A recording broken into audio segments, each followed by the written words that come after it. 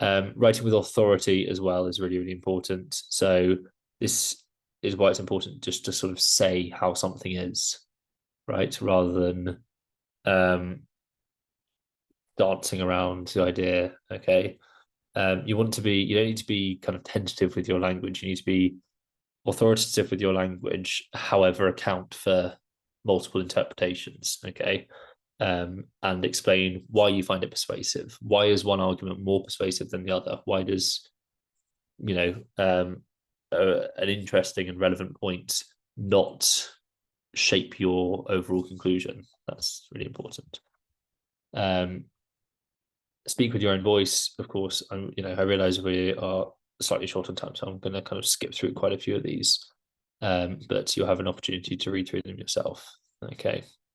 And I've touched some exemplar essays, not actually the one that we're going to look through today, but the 2019 and 2020, the 2020 winner, and I think the 2019 honourable mention, or maybe the winner. So just going to get my other presentation up quickly.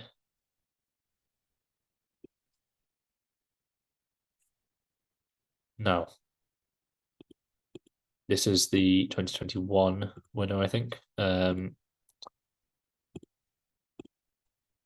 So I want to just quickly talk about what has been done well and what makes, we've sort of covered what makes a good essay.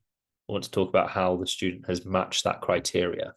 Okay, so I've walked you through what the criteria for a strong essay is, and you can go and maybe pause the video now and have a bit more of a look into those slides that I had just shown you, about what makes a good essay before carrying on. I'm going to show you now how the student meets that criteria. Okay.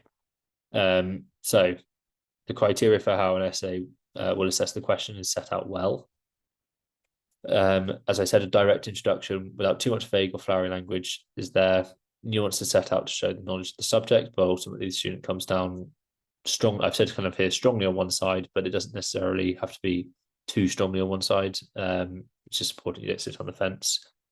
The student also uses various schools of thought and theories here. For example, Fricker's new framework also mentions E.H. Carr, who adopts Weber, and provides a strong assessment of why these theories are or are not persuasive. The student also uses the strong elements of other arguments to come to a reasoned and well-argued conclusion. Okay, so this is the introduction.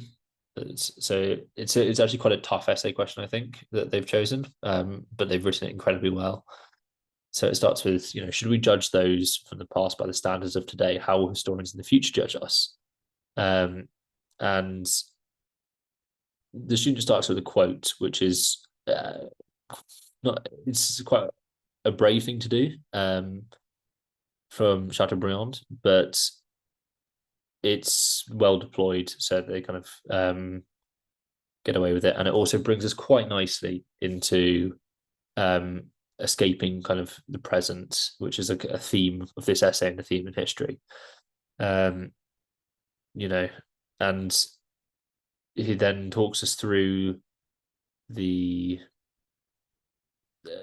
sort of difficulties with jettisoning values and standards of a particular time or particular milieu, and